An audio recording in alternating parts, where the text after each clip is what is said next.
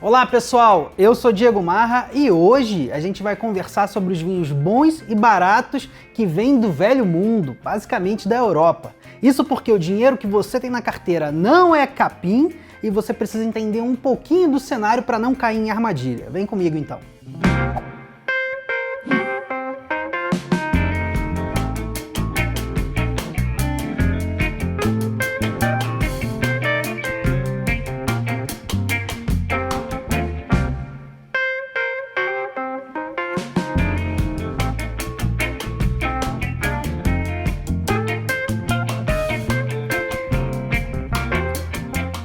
Já dá para dar uma animada. Pessoal, definir o que é bom é muito difícil, né? Eu não quero dizer para você qual vinho é bom especificamente para você, não é isso. Mas é fácil da gente entender quais são as características que tornam um vinho legal para muita gente. É aquele vinho que tem uma predisposição a agradar muitas pessoas. Então, você vai levar num churrasco, você vai levar numa festa, vai abrir em casa com um grupo de amigos e ele vai agradar muita gente. Esse é o vinho bom. E muitos desses vinhos podem ser baratos sim, tá? Porque a proposta é que você tenha um vinho descontraído, um vinho frutado, um vinho com uma boa intensidade aromática, um vinho naturalmente equilibrado, ele não precisa ter destaque para acidez ou destaque para o tanino.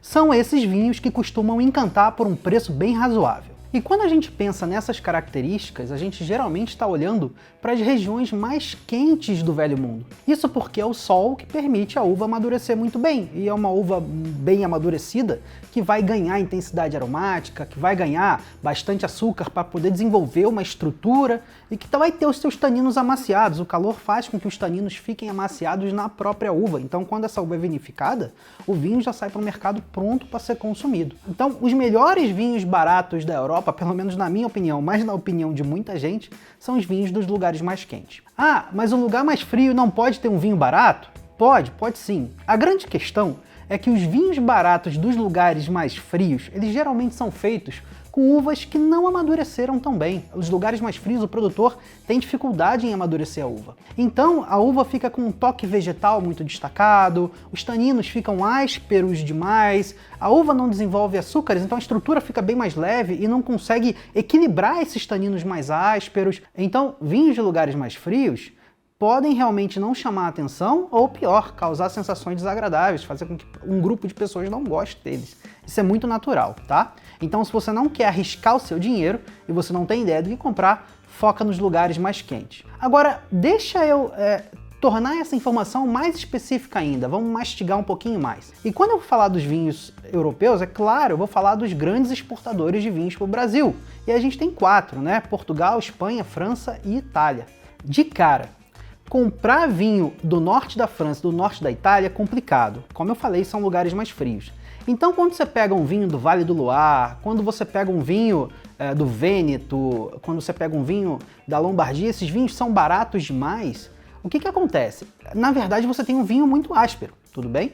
Então, se você vir um vinho desse por esses preços de 30, 40, 50 reais, eu sugiro que você não arrisque o seu dinheiro. E eu vou além. Comprar vinho italiano e francês é bem difícil aqui no Brasil.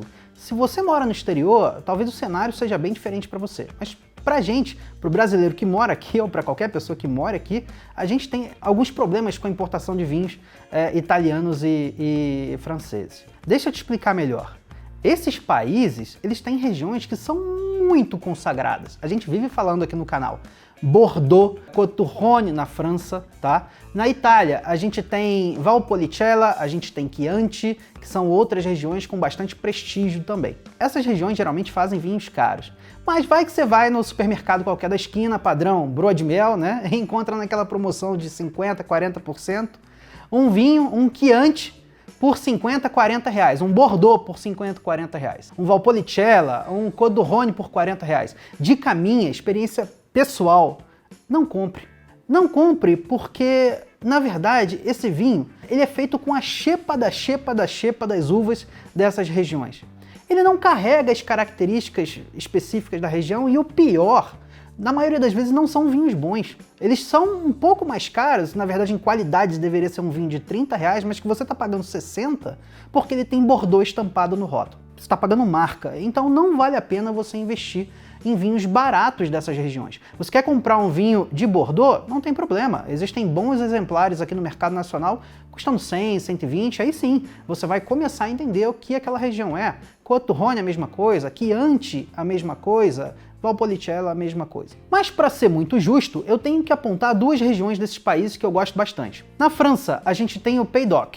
Tá? Pays d'Oc é uma região que fica lá no sul da França, era muito desprestigiada até 20, 30 anos atrás, e recentemente os viticultores estão resgatando a boa produção de vinhos por lá, eles estão parando de fazer vinho de garrafão, estão fazendo vinhos de alta qualidade, mesmo que sejam mais baratos. Então eles catam as uvas francesas, né? Pegam as uvas de Bordeaux, Cabernet Sauvignon, por exemplo, as uvas do Rhône, a Syrah, a Garnacha, e fazem uma releitura num terroir mais quente, porque Pays d'Oc é o lugar mais quente da França. E entregam vinhos com belíssimo custo-benefício, entregam vinhos relativamente baratos aqui no mercado nacional. Então, se você encontrar um vinho do Pays d'Oc por 50, 40, 60 reais, é um dos melhores investimentos de vinho francês que você pode estar fazendo. Uma coisa muito parecida acontece na Itália. Eu gosto muito de falar sobre o sul da Itália. Para quem já viu o mapa da Itália, parece uma bota. No salto da bota, exatamente, existe uma região chamada Puglia. Se escreve Puglia. E essa é uma região que tem muito sol. As uvas amadurecem muito. E os produtores gostam de fazer vinhos com as uvas Primitivo e Negro Amaro. São vinhos tintos nessa pegada do frutado, macio. A Negro Amaro tem um pouco mais de tanino, mas mesmo assim são vinhos que agradam a muita gente. E tem um detalhe especial. Como tem muito sol, as uvas desenvolvem muitos açúcares. O vinho chegaria fácil a 14, 15% de teor alcoólico, mas o produtor geralmente decide encerrar a vinificação ali nos 13% de teor alcoólico e ele deixa um toquezinho de açúcar residual no vinho. São vinhos que geralmente entram no Brasil aqui como meio secos, tá? Mas não é vinho doce, é um toque residual de açúcar que deixa o vinho mais gostoso e faz com que muitas pessoas que não têm o costume de tomar um vinho seco consigam apreciar com mais tranquilidade esse tipo de vinho, tá? Então, o Primitivo, o Negro Amaro, ou o corte Primitivo Negro Amaro da Puglia, eu sempre tenho em casa pelo menos uma garrafa para oferecer aos amigos que não têm o costume de beber vinho. E ó, faz sucesso, faz muito sucesso. Então você consegue encontrar em lojas especializadas, você consegue encontrar em supermercados na faixa de 30, 40, 50 reais e é um excelente investimento de vinho italiano para você comprar e provar. Mas agora, os dois países mais fáceis para você comprar vinho são realmente Portugal e Espanha. Isso porque são países quentes, bem quentes, aliás. Se você olhar o mapa da Europa, você consegue ver com bastante destaque que Portugal quase inteiro, com exceção da pontinha norte, e a Espanha também, com exceção de uma parte norte, são países que têm um terroir quente e por isso fazem bastante vinho barato, né? Vinhos bons e baratos, com essa pegada frutada, com essa pegada especial, esse toque descontraído que anima todo mundo. A diferença deles, basicamente, na Espanha, a gente tem muito vinho varietal. Os espanhóis gostam de fazer vinhos varietais, ou seja, vinhos com uma única uva. Então a gente vai encontrar vinho com a Tempranillo, vinho com a Garnacha, vinho com a Monastrell, tá? E a depender de qual uva o produtor esteja usando, a gente vai sentir algumas características diferentes. A Tempranillo geralmente guarda um pouco mais de frescor. Quando você cai para a Garnacha, é um vinho que não tem tanto frescor assim, tem um pouco mais de peso. Aí você corre para a Monastrell, é um vinho que já tem um pouco mais de taninos, mas não são taninos agressivos. Lembra que eu falei que os taninos no lugar quente eles são muito amaciados pelo calor? Então são essas características de vinho frutado que a gente tem na Espanha. Só um detalhe que eu gosto de citar, pessoal. Na Espanha, cuidado com o termo reserva e gran reserva. Existe aquela máxima, cuidado com o que você pede porque você pode ser atendido, tá? E na Espanha, esses termos indicam que o vinho obrigatoriamente passou por madeira, principalmente os vinhos gran reserva. Tudo bem? É um período prolongado de no mínimo 18 meses dentro de barril de carvalho. E o problema é que quando a gente tem um vinho muito barato, um vinho com uma estrutura delicada e leve, passando muito tempo por madeira, o que acontece depois, no final? O vinho vira uma sopinha de cupim, né? Por quê? Porque os aromas de fruta, que são até intensos, mas eles se dissipam com facilidade no vinho sem muita estrutura, eles saem, né? E você tem os aromas, o vinho acaba puxando muita característica da madeira. Então fica um vinho muito madeirado, com toque de couro, toque defumado, toque rústico, muito pronunciado, nuances defumadas bem destacadas. Então na Espanha você tem que ter cuidado com esses vinhos gran reserva, principalmente com os reserva um pouco menos, porque se eles forem baratos demais, eles têm toques muito rústicos da madeira, tá bom? Quando a gente passa para Portugal, isso não acontece, porque em Portugal os termos reserva e gran reserva, eles não significam passagem por madeira. Eles significam que os vinhos ganharam uma pontuação excedente nas comissões regionais que avaliaram. Então, naturalmente, se você pegar um vinho Gran Reserva barato de 50 a 60 reais, ele vai ser frutado.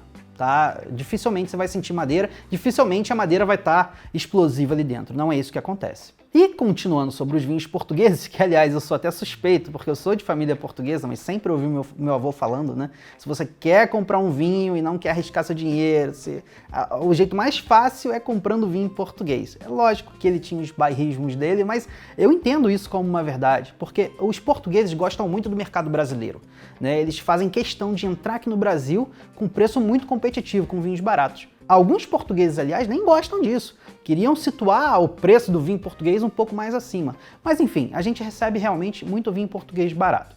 E é claro que as regiões portuguesas, todas elas, têm muitas diferenças entre si, tá?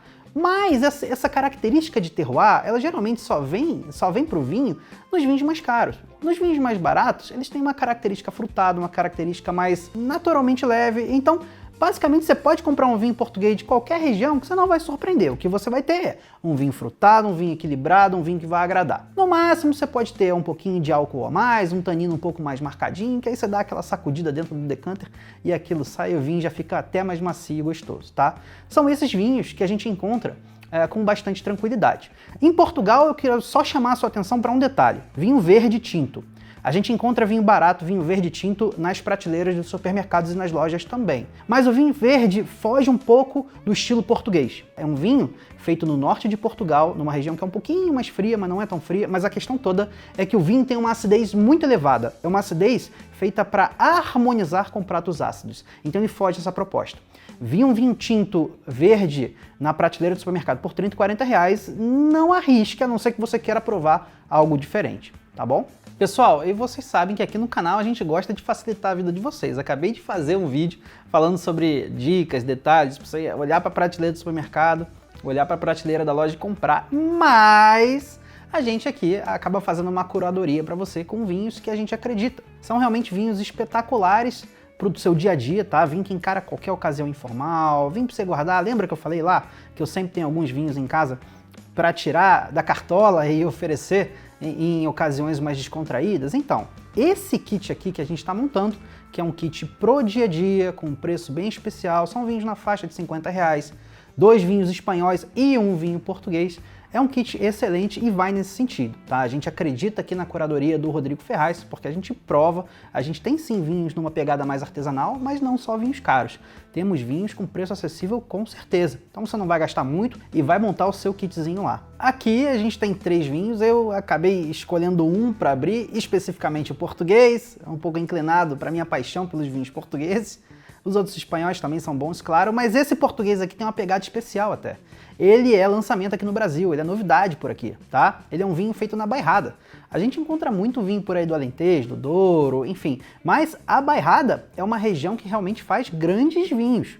Principalmente com a uva, uma das uvas, a uva que é a protagonista desse vinho aqui, a Baga.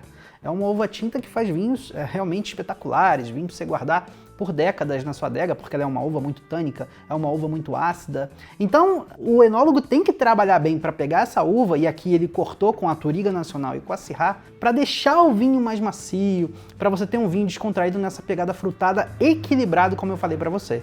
E é de um enólogo super renomado em Portugal, que é o Osvaldo Amado.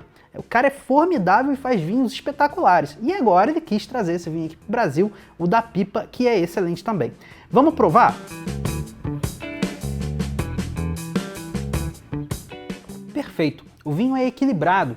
Como eu falei, ele não vai desprender camadas de complexidade aromática, não é isso, mas ele te entrega um aroma frutado, um toque de groselha, framboesa, morango. São aromas muito interessantes e que já estão prontos. Você não precisa esperar, você não precisa decantar. E na boca você tem um vinho que é macio. Tem um pouquinho de tanino, tá? Você consegue sentir alguma coisa, mas são taninos macios. A acidez é equilibrada, ela traz frescor, mas ela não agride o seu paladar. Então a gente está falando de um vinho barato, mas que é muito bem feito. O enólogo trabalhou muito bem aqui para trazer esse conjunto da obra. Na verdade, é sim uma obra-prima, apesar de ser um vinho barato. É realmente um vinho muito versátil além disso, porque em termos de harmonização, pensa só, já é um vinho equilibrado. Então você não tem comida em casa? Abre, ele cai bem. Você vai fazer uma massa, um jantar romântico? Abre, ele cai bem também. Você quer fazer uma carne vermelha sem muita gordura, um churrasquinho com os amigos? Abre, ele vai bem também. Então é um vinho que te entrega versatilidade de todos os jeitos. E você que comprar o kit vai realmente provar e vai gostar da pipa, é um vinho muito interessante e claro, vai gostar também dos vinhos espanhóis. A gente tem aqui o El Torito, que é um vinho um pouco mais pesado, um pouco mais encorpado, e a gente tem o Lavache, que é um vinho um pouco mais leve, mas nessa mesma pegada, vinho frutado, vinho equilibrado, tudo bem? Se você se interessou no kit, o link está aqui no descritivo, e a gente sempre tenta trazer para vocês informações práticas para você conseguir avançar no mundo do vinho e, claro, fazer uma curadoria bem legal também. E não esqueça, se você quiser acompanhar o nosso episódio no podcast, ele está disponível nas principais mídias sociais e no YouTube também. Beleza, pessoal? Do mais, um grande abraço, até a próxima e saúde!